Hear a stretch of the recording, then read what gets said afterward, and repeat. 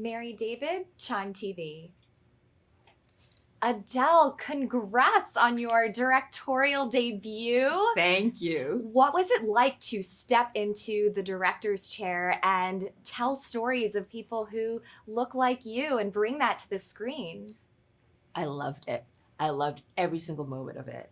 I spent most of my career as a one-hour network writer and producer, and had written for feature films before, but I had never directed it. And I could only be here, with the allyship and support of, not just like Point Grey and Lionsgate, but also my director friends like John Chu, who directed Crazy Rich, was like my guru through this. So it was an amazing experience. I could not be more lucky. Well, you really created some masterful work. This came about through weekly conversations that you hosted. What was the plan in terms of how long this took to come together? It took a minute to come together because of the pandemic, but really the storytelling came together like that. And I credit, Cherry Chiva and Teresa Shao, my longtime friends and also fellow writers. We'd go out to dinner, crack each other up with these stories. And we realized, you know what, we spent our whole careers writing other people's stories. Let's just write this story for ourselves. And so we did that. Like they would show up to in my living room every Thursday, and we broke the story up on boards with little cards. And we just told stories to entertain ourselves more than anything. You really broke the mold with this film, Joyride. Talk to us about how you were able to weave in very important concepts about assimilation and stereotypes, but make it such a fun experience for everyone watching. When we were coming out with the story, we didn't start with like, what are we going to do in terms of representation or assimilation or forwarding the cultural narrative? We started from a place of like, what is the most kick-ass, amazing, blow the roof off the place story we can possibly tell?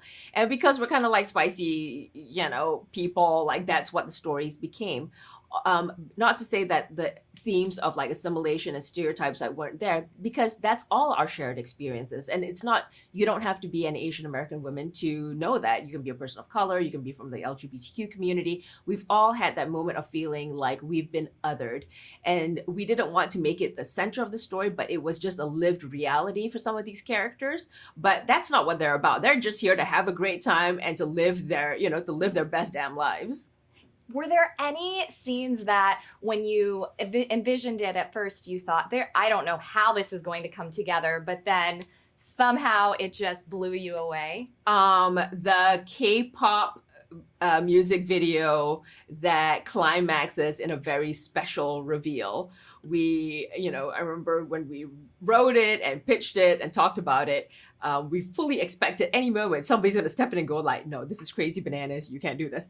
But nobody said boo. And, you cut to us on the day having that special, first of all, our four characters, pretending to be in a K-pop video, but doing such an amazing job of it. Like while we were shooting it, I remember thinking like, oh God, did we just create a K-pop sensation here?